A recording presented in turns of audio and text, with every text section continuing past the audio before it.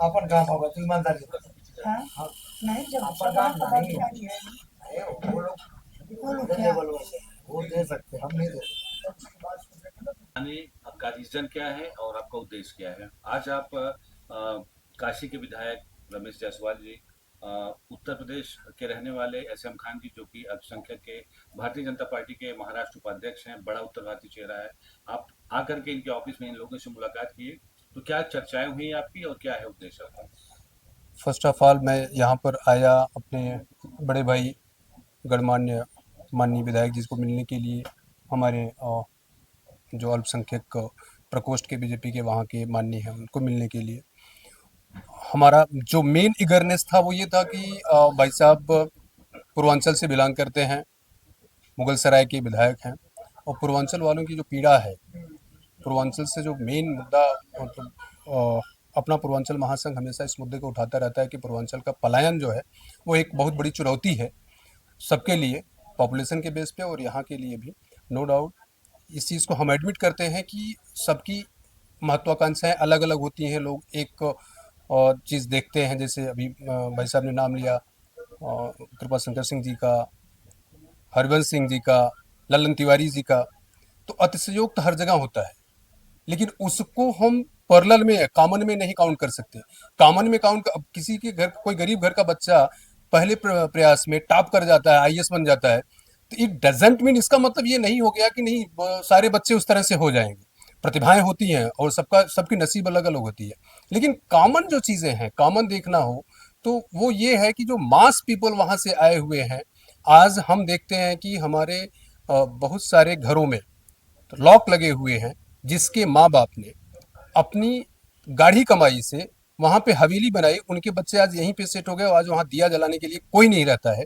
तो क्या हमारा क्षेत्र इतना भी नहीं कर सकता, या उनके पास इतना भी पैसा नहीं था कि वहां पे छोटा रोजगार डाल करके आज के एमएसएमईएम के तहत, लघु उद्योग के तहत पूर्वांचल को पूरा डेवलप किया जा सकता था उस समय। अभी मैं इस चीज को हमेशा अपनी तरफ से व्यक्त करता हूं कि जब से माननीय मुख्यमंत्री योगी आदित्यनाथ जी आए हुए हैं, उनका जो प्रयास रहा है हमेशा पॉजिटिव रहा है पूर्वांचल को लेकर के, और जो भी हो सक रहा है मतलब वो उसमें हमेशा लगे हुए। इन 5 सालों में काफी पलायन रुका भी है, काफी रोजगार उन्होंने पैदा भी किया है, लेकिन अभी भी जमीनी स्तर पर जो काम करने की जरूरत है, जितनी भी गवर्नमेंट की योजनाएं हैं, एक भी गांव के बच्चों तक पहुंचना मुश्किल हो जाता है। वहां की जो व्यवस्थाएं हैं, न अभी 50,000 रुपए तक फ्री में मिलता है, बिना किसी सर्टिफिकेट के, बिना किसी डॉक्यूमेंट्स के लोन मिलता है युवाओं को। आप गांव में जरा पता कीजिए, अगर एक बैंक वाला कोई मैनेजर दे दे जो कोई सहार जाइए में, वो बोलते हैं नहीं, मतलब जैसे मालूम पड़ रहा है कि वो पूरी की पूरी प्रॉपर्टी उनकी लिखा करके उनको चाहिए, पूरी की पूरी प्रॉपर्टी उनकी लिखा करके चाहिए, उनके लिए वो चाहिए होता है। तो ये जो व्यवस्थाएं हैं, जो गवर्नमेंट की व्यवस्थाएं हैं, गवर्नमेंट जो दे रही है, उसको भी इम्प्लीमेंट कराना बहुत जरूरी होता है। और अगर इस तरह से 50,000 रुपए पाने वाला बच्चा, घर का एक बच्चा, अकेला बच्चा है, माँ को छोड़ करके वहां पर मुंबई कमाने के लिए आ जाता है, उसकी माँ बेचारी दूसरे से किसी चीज के लिए जाने, मतलब काम करने के लिए करना पड़ता है। तो ये जो मजबूरी है ना, अगर उसको 50,000 रुपये वहां पे मिल जाएगा तो वो 100% अपनी जीविका के लिए वहां पे प्रयास करेगा। तो सरकार भी आपके साथ हैं जुड़े हुए, सरकार से बिल्कुल क्या नहीं, कुछ है? सरकार देखिए, योगी गवर्नमेंट वहां पर 2019 के बाद से बहुत प्रयास कर रही है, लेकिन जो पीछे खाई है तो उसको पाटने में टाइम लगता है, ये हकीकत है। बहुत सारे चैलेंजेस थे। अभी मैं भी बनारस जा करके आया हूँ, देखा हूँ, सोनभद्र जा करके आया हूँ, चंदौली, पूरा पूर्वांचल वो देखा, हमें टहला है। तो जो डेवलपमेंट अभी बनारस का, प्रयागराज का, अयोध्या का, गोरखपुर का हुआ है इन पिछले 5-7 सालों में, ऐसा डेवलपमेंट कभी नहीं हुआ यूपी में। हाँ, यूपी में सबसे ज्यादा फोकस जो हुआ करता था, क्यों पूर्वांचल की बात क्यों आई, इसलिए आई क्योंकि जो पश्चिमांचल है, पूर्वांचल का जो पश्चिमी क्षेत्र है, मेरठ वगैरह, उस पर सबका फोकस हुआ करता था, सब उसको डेवलप करने में लगे हुए थे, इसलिए ये पूरा का पूरा पिछड़ा एरिया रह गया था। लेकिन जब से माननीय योगी आदित्यनाथ जी वहाँ के सीएम बने हुए, तब से उनका पूरा फोकस पूर्वांचल पे है, और पूर्वांचल दिन प्रतिदिन उसके लिए विकसित हो रहा है, लेकिन अभी भी बहुत सारी योजनाएं जो गवर्नमेंट की, मैं फिर से रिपीट कर रहा हूँ, उसको जमीन तक लेके जाने की जरूरत है। वहाँ के बच्चों के साथ बैठ के जो बात करने की जरूरत है, वहाँ के गांव के युवाओं को वो चीज़, वो फैसिलिटीज मिलनी चाहिए, उसकी जरूरत है। इसके लिए मतलब वहाँ पर जमीनी स्तर पे अपना पूर्वांचल महासंघ उन लोगों के साथ में बैठ करके काम भी करता है। इवन वहाँ के बीडीओ से, वहाँ के प्रधान से, ग्राम प्रधान से इस चीज़ को बोलता है कि आप वहाँ पर जाकर के बैंक में बोलिए कि अगर कोई वीक वीक है, इकोनॉमिकली वीकर सेक्शंस में आ रहा है बेचारा, उसको पैसे की जरूरत है, अगर उसका बच्चा ग्रेजुएशन किया हुआ तो उसको आप लोन दो। वो आप अपने पास से नहीं दे रहे हो, गवर्नमेंट के पास से जा रहा है, वो आप दो उसको।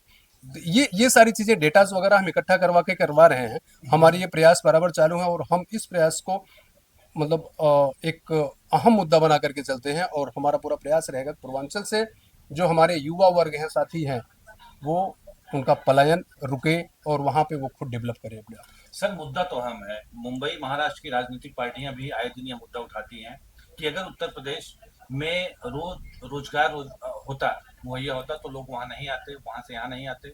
और वास्तव में मुद्दा अहम है, क्या रोजगार वहां सुनिश्चित किया जाए, ये ठीक नहीं है? मैंने आपको पहले ही कहा कि उत्तर प्रदेश के लोगों के मुंबई आने के, महाराष्ट्र आने के पीछे कारण क्या है। वो दूसरों को देखने के बाद उनके मन में जिज्ञासा रहती है कि मैं रोजगार अगर मुंबई में करूँगा, मैं कोई काम अगर मुंबई में करूँगा तो मेरी एडिशनल उन्नति होगी, अतिरिक्त उन्नति होगी। आप मुझे बताइए, हम सब लोग भी यूपी के ही रहने वाले हैं, हम लोग मुंबई क्यों नहीं आ गए?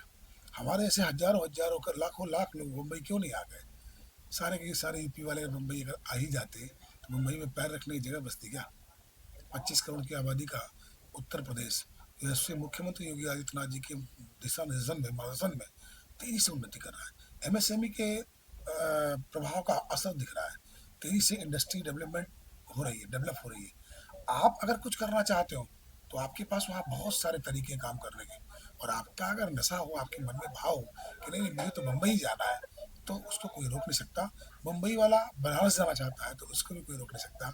बनारस वाला गुजरात जाना चाहता है, और गुजरात वाला इलाहाबाद जाना चाहता है, तो उसको कोई रोक नहीं सकता है। आजादी है पूरे देश में। उसके मन की प्रवृत्ति है कि वो जम्मू जाए, कश्मीर जाए, कहाँ जाएगा। तो ये स्वभाव उसका है। मैं वकील साहब की इस बात से भी नाइतफाकी नहीं रखता, इनकी अपनी भावनाएं हो सकती हैं, परंतु उत्तर प्रदेश के अंदर आज जितना रोजगार है उतना पूरे प्रदेश में कहीं भी नहीं है। क्योंकि आपको पता है कि उत्तर प्रदेश की भौगोलिक स्थिति है, उत्तर प्रदेश की जो संसदीय प्रणाली है, पूरे भारत के अंदर 403 विधायकों वाली वो विधानसभा है, जो पूरे भारत में कहीं भी नहीं है। इसका मतलब ये हुआ कि वहाँ की जनसंख्या ज़्यादा है, वहाँ की व्यवस्था ज़्यादा है, वहाँ का संचालन दिनों दिन तेजी से बढ़ रहा है। अब तो महाराष्ट्र के लोग भी ये बात कहते हैं कि सरकार हो तो योगी आदित्यनाथ जैसी हो। तो सिर्फ लाइन ऑर्डर को लेके नहीं है, फाइनेंस पॉइंट ऑफ व्यू से भी सरकार हमारी बहुत ही उन्नतशील है। आप अपने मनोवृत्ति के हिसाब से जहाँ जाना चाहते हैं जाइए। बनारस के अंदर रोजगार के लिए मारामारी हो रही है, इतना रोजगार बनारस में, इतना रोजगार बनारस में, पूछिए मत। और जब 2014 के बाद से, जब से देश के अंदर यशस्वी प्रधानमंत्री जी की, यशस्वी नरेंद्र मोदी जी की सरकार जब से आई है, स्किल को लेकर इतना इतना ज़्यादा काम किया गया है कि आज आदमी आत्मसम्मान के साथ साथ स्वावलंबन का जीवन जी रहा है। उसके अंदर जो स्किल है उसको उभार लिया, निकाल लिया, और जब उसको निकाल लिया तो प्रधानमंत्री जी के उस आह्वान का अनुपालन किया कि स्टार्टअप इंडिया, एमएसएमई के माध्यम से स्टार्टअप इंडिया, एमएसएमई को का पैसा लिया और अपने मन में जो विजन था, जो स्किल था, उसको उसने जमीन पर उतारा। और उसके बाद आज यही कारण है कि उत्तर प्रदेश रोजगार प्रदेशों में सबसे एक नंबर पे खड़ा है। अब रहा सवाल आपके मुंबई आने का, आपके आने और जाने का, तो मैं उस पर कोई भी कमेंट नहीं करना चाहता। और अधिवक्ता दुबे जी ने भी बिल्कुल अपने विषय को रखा। कुछ लोग जो यहाँ पहले से आके पड़े हुए हैं, उनके साथ थोड़ी सी उनकी सामाजिक जीवन बहुत अच्छा दिखाई नहीं दिया होगा, तो उस संदर्भ में ध्यान में रखते हुए और अधिवक्ता आदरणीय गुरु जी ने, दुबे जी ने इस बात का विषय रखा। और कहीं ना कहीं हम समझते हैं कि बड़ा प्रदेश है, मैं समझता हूँ कि बड़ा प्रदेश है, तो थोड़ी सी ज़रूरतें भी लोगों की बम्बई के हिसाब से होने लगी हैं। और सबके सब लोगों को सुभाष पासी, कृपा शंकर सिंह, मैंने पहले ही कहा कि सभी को ललन तिवारी बनना है। उनके मेहनत और पुरुषार्थ के समय अलग थे, आज का समय अलग है। इस नाते फिर भी यदि ये सारे के सारे लोग इत्तेफाक से मेरे साथ, सुभाष पासी जी भी जुड़ गए, आ गए मेरी बात, आप कैमरा चाहें तो इधर कर सकते हैं। मैंने आपको बताया कि ये प्रेरणा है, और ये प्रेरणा कहाँ बुरा है। अगर किसी उत्तर प्रदेश के वासियों, किसी जौनपुर, सैदपुर, जो गाजीपुर के लोगों को, किसी बनारस के लोगों के लोग अगर उस समय पहले समय में यहाँ आके बसे, दुश्वारियां झेली, मेहनत किया, रात दिन एक किया, तब जाके इस मुकाम पे है। और ये मुकाम आने के बाद अगर भारत के अंदर, उत्तर प्रदेश के अंदर रहने वाले लोग अगर मुंबई आने की सोचते हैं, इन्हें अपना प्रेरणा मानते हैं, तो वो आए ना, कहाँ मना उनके लिए, वो आए, इनको देखें, इनसे राय लें, मशुरा लें, और उसमें कामयाबी अगर हासिल हो तो मुंबई का हिस्सा बने, अन्यथा इनसे राय लेके, मशुरा लेके वापस जाके उत्तर प्रदेश के अंदर स्टार्टअप इंडिया के माध्यम से अपने स्किल को बाहर निकाल कर एमएसएमई का लाभ लेकर नए रोजगार का सृजन करें और 10 लोगों को रोजगार दें। तो ये रोजगार देने वाला विषय स्किल की बात। इससे पहले भारत के अंदर अनेकों प्रधानमंत्री आए, देश को आजाद हुए 78 वर्ष हो गए, किसी ने स्किल की बात नहीं। जो कि अपना पूर्वांचल महासंघ के राष्ट्रीय अध्यक्ष हैं, हमेशा पूर्वांचल के विकास को लेकर के ये मुद्दा उठाते रहते हैं। एक बार आज फिर ये आपके साथ में है, तो कैसे पूर्वांचल का विकास हो, चूंकि आप भी माननीय हैं पूर्वांचल के, एक जिम्मेदार हैं पूरे उत्तर प्रदेश के, तो क्या कहना चाहेंगे? नहीं, दुबे जी यहाँ पे विगत काफ़ी वर्षों से यहाँ रह रहे हैं, शिक्षा दीक्षा भी, शैक्षणिक प्रबलता भी यही उन्होंने प्राप्त की है, और बहुत ही इंटेलेक्चुअल परिवार से भी बिलोंग करते हैं। अधिवक्ता वैसे भी ईश्वर उसको विशेष रूप से इस बात का ज्ञान देता है, ज्ञान के बाद वो अधिवक्ता होता है और प्रैक्टिस करते होते बहुत ही ज्ञानवान हो जाता है। और उसमें आदरणीय दुबे जी ने जो प्रयास किया पूर्वांचल के लोगों को मान सम्मान दिलाने, पूर्वांचल के स्थायित्व के लिए उन्होंने जो सोचा है, आज उसी के संदर्भ में मुझे मिलने आया। मैं विगत 25 दिनों से ज़्यादा हो गया मुझे वर्सोवा विधानसभा में भारतीय जनता पार्टी ने मुझे यहाँ प्रवासी के रूप में भेजा है, यहाँ काम करने के लिए भेजा है। हमारी यहाँ की प्रत्याशी भारतीय लाविकर है, जिनके पक्ष में हम प्रचार करने के लिए आए। माहौल भी बहुत पॉजिटिव है, बहुत सकारात्मक है। देश के श्री प्रधानमंत्री जी के उस आह्वान के साथ लोगों ने अपने आप को जोड़ के रखा है। तो मैं इसी विषय पर, इसी वर्सोवा विधानसभा में मैं था। माननीय अधिवक्ता महोदय गुरुजी दुबे जी ने मुझे मिलने की अपेक्षा की और पूर्वांचल में कोई विषय की बात करने के लिए कहा इन्होंने। तो मैं निश्चित तौर पर पूर्वांचल के विषय में कहना चाहूँगा कि आज मैं ये कह दूँ कि मुंबई के इस पूरे के पूरे उन्नति में, पूरे के पूरे प्रगति में पूर्वांचल वासियों का बहुत बड़ी भूमिका। जैसे $1 ट्रिलियन देने की बात एसपी योगी जी ने कहा है, भारत की धरा को समृद्ध बनाने के लिए, देश के यशस्वी प्रधानमंत्री जी के हाथ को मजबूत करने के लिए, वैसे पूर्वांचल वालों ने, बिहार के लोगों ने, बाकी लोगों ने आके, खासकर पूर्वांचल के लोगों ने आकर कहीं न कहीं से इस मुंबई और महानगर, आप कह लीजिए महाराष्ट्र को एक उन्नति और प्रगति दिया है, सशक्त व्यवस्था से जोड़ा है। तो कहीं न कहीं आपका मुद्दा है, इस मुद्दे पर हम सब लोग बैठ के बात करेंगे। और इनका मात्र एक ही मुद्दा मुझे समझ में आया कि कैसे पूर्वांचल के लोगों को वो सम्मान मिले, वो अधिकार मिले। और पूर्वांचल से एक विषय इन्होंने और भी कहा कि माननीय मुख्यमंत्री जी लगातार तेजी से प्रयास कर रहे हैं। तो पूर्वांचल के लोग जो यहाँ मुंबई में आके बसे हुए हैं, उनकी स्थिति पर बहुत अधिक संतोष इन्होंने नहीं जताया। इनका मानना था कि लोग वहाँ से आते हैं और परिवार को छोड़ के आते हैं और बहुत ज़्यादा पैसा भी अर्न नहीं कर पाते, न उसके बदले अपने परिवार के भरपूर आजीविका के लिए कुछ विशेष खास को भेज पाते हैं। तो क्यों ना उनके सृजन या उनके पलायन की स्थिति जो उत्तर प्रदेश से वो समाप्त हो। मेरा यही मानना था, वकील साहब को यही मेरा कहना था कि जो लोग मुंबई आते हैं, मुंबई के इस दुनिया में बहुत सारे लोग पुराने लोग आए और खूब उन्नति तरक्की लोगों ने किया। आज भी वही धारणा सारे लोगों के मन में है कि हम अगर मुंबई जाएंगे तो हम उसी तरीके से अपनी उन्नति और प्रगति को बना पाएंगे या बनाने में सहायक होंगे, इसी लोग मुंबई आते हैं। और मैंने अधिवक्ता महोदय का एक कहना था, तो मैंने इसी बात पर इनको स्पष्ट किया कि आप इसको पलायन का नाम न दें। मुंबई जब भी लोग आते हैं तो अपने स्वेच्छा से आते हैं और अपने परिवार की उन्नति और तरक्की के लिए आते हैं, तो पलायन का नाम इसको न दें। रहा सवाल उत्तर प्रदेश में रोजगार परक उत्तर प्रदेश बनाने का, तो यशस्वी मुख्यमंत्री योगी आदित्यनाथ जिनके सानिध्य में पूरा का पूरा उत्तर प्रदेश दिन दूना रात चौगुना तरक्की कर रहा है, उन्नति कर रहा है। और सौभाग्य से हम सब लोगों को भी उनके आशीर्वाद और सानिध्य के नीचे काम करने का अवसर मिल रहा है।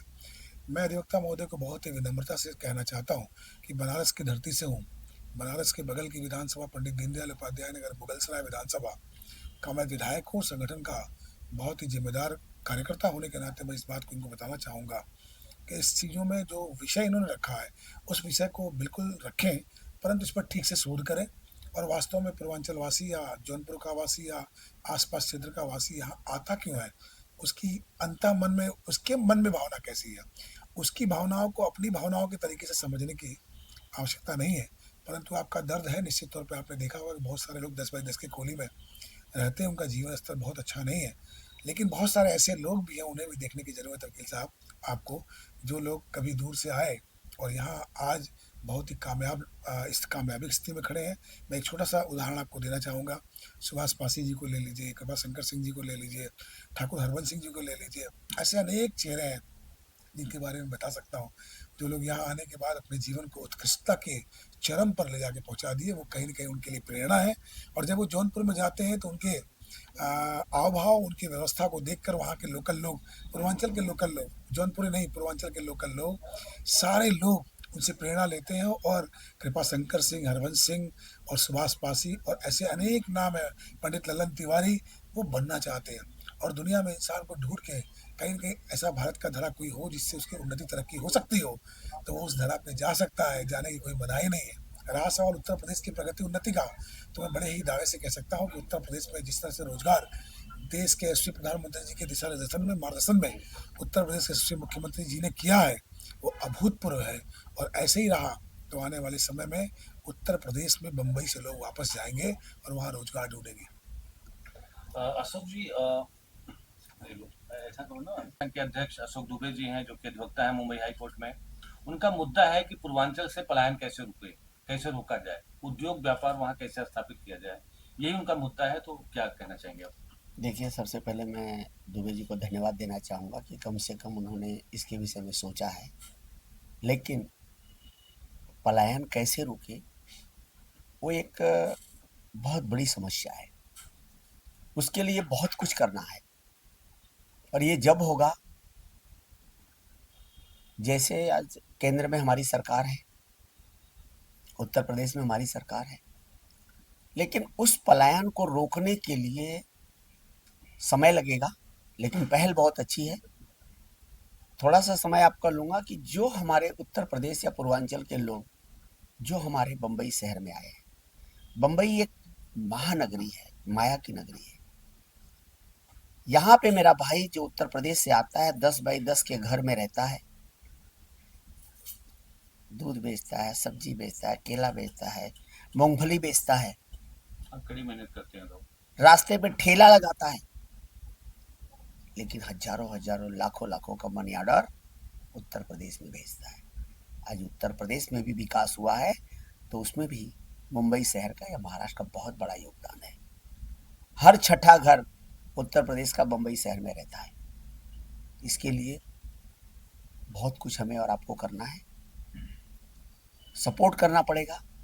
सरकारें को, जो सरकारें हैं, उन सरकारों के सामने हमें अपना प्रपोजल रखना पड़ेगा।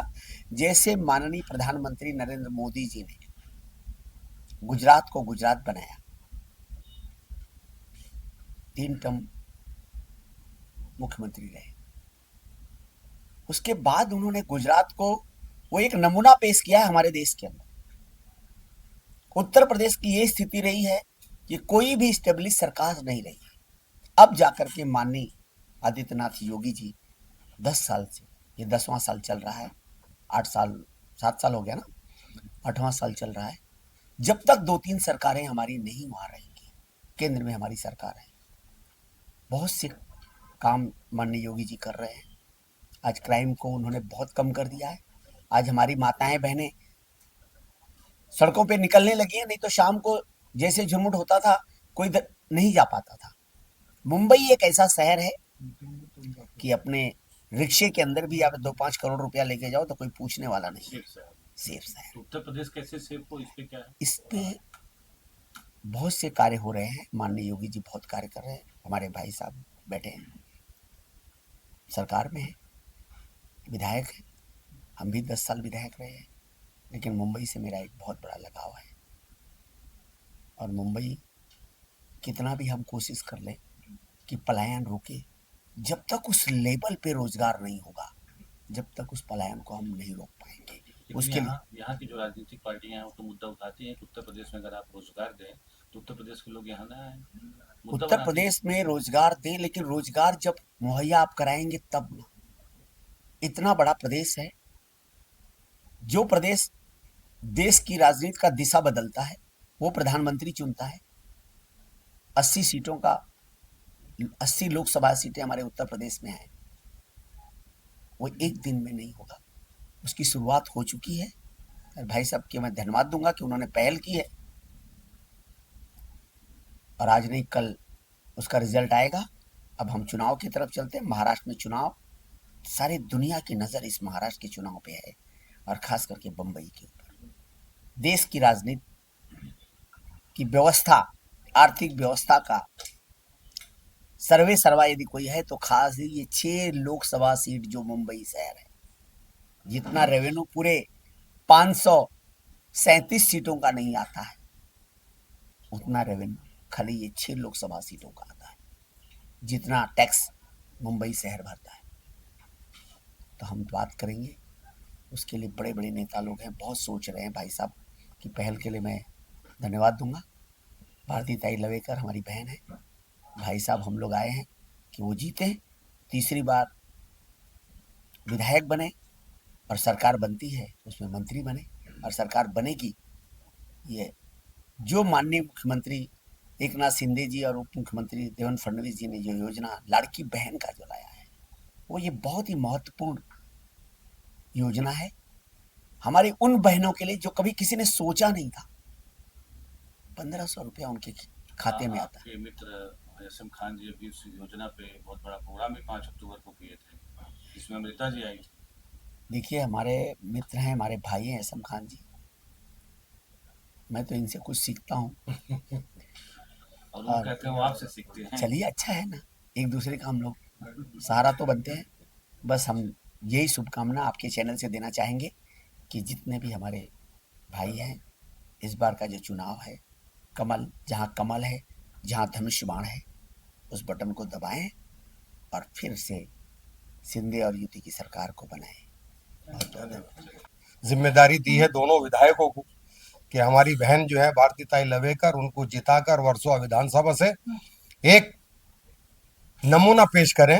ये इन लोगों को खून पसीना एक करें। इन्हीं के साथ हम भी काम कर रहे हैं, कार्यकर्ता पार्टी के काफी लोग काम कर रहे हैं और हमारी सबकी कोशिश यही है कि महाराष्ट्र के अंदर एक ये पैगाम जाए कि महाराष्ट्र के अंदर उत्तर भारतीय हो या अदर जितनी भी कास्ट हैं, भारतीय जनता पार्टी के साथ में खड़ी हैं, मोदी जी के साथ में खड़ी हैं, क्योंकि एक उनका विजन है मोदी जी का।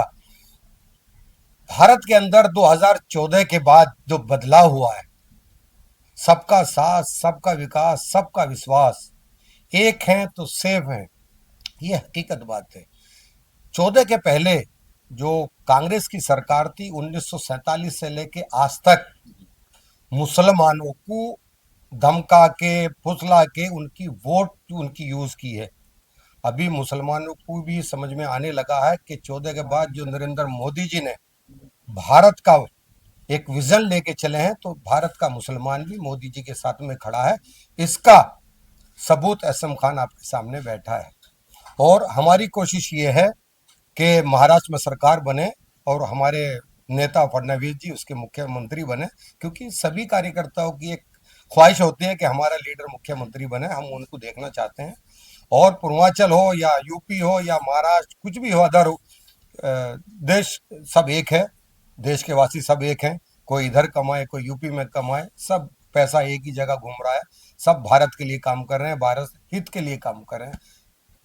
सुभाष पासी जी, माननीय विधायक श्री रमेश जायसवाल जी, एसएम खान जी, तो किन शब्दों में आप उन नेताओं का शुक्रिया अदा करना चाहेंगे जो आपके सहयोग में साथ खड़े हुए हैं? पूर्वांचल की धरती से आए हुए हमारे बड़े भाई जायसवाल जी, जो वहाँ के सरकार में विधायक हैं, सुभाष पासी जी, जो कि ऑलरेडी हमारे साथ हमेशा यहाँ पे रहते ही हैं, मुंबई में 10 साल से विधायक भी थे। वो अभी भी उत्तर प्रदेश की गाजीपुर सीट में बहुत सक्रिय राजनीति में हैं। वो उनके साथ एक उनके बहुत चहेते आशु दुबे भी हैं, वो भी साथ में जुड़े हुए हैं।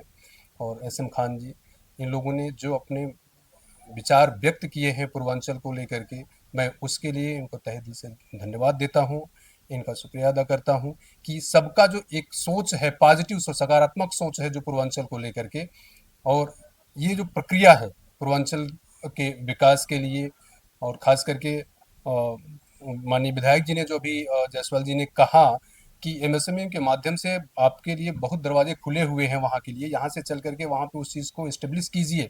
और ये सच्चाई है कि 2019 के बाद से आपके पास नंबर ऑफ अपॉर्चुनिटीज़ हैं, आप उसको इनकैश कीजिए, वहाँ पर चल करके जितना भी इन्वेस्टमेंट कर सकते हैं कीजिए और पूर्वांचल को समृद्ध बनाने में आप अपना अहम योगदान दीजिए। धन्यवाद। बड़ी जिम्मेदारी आपको मिली है। अक्सर आपके ऑफिस पे हजारों हजारों की भीड़ दिखती है, आपके बगल में अशोक दुबे जी, जो कि अपना पूर्वांचल महासंघ के राष्ट्रीय अध्यक्ष है, वो लगातार पूर्वांचल के विकास को लेकर के मुद्दा बनाते रहते हैं कि कैसे वहां से लोगों का पलायन रुके, कैसे वहां पे रोजी रोजगार मुहैया हो और कैसे पूर्वांचल का विकास हो। तो आपकी क्या प्रतिक्रिया होगी, क्या कहना चाहेंगे? देखिए, मेरे भाई अशोक जी जो पूर्वांचल के अध्यक्ष हैं, एनजीओ बनाए हैं, बड़ी खुशी की बात है। मैं इनका स्वागत करता हूँ वर्सोवा विधानसभा में। पूर्वांचल एक बहुत बड़ी हस्ती है, उत्तर प्रदेश का एक पार्ट है। जी।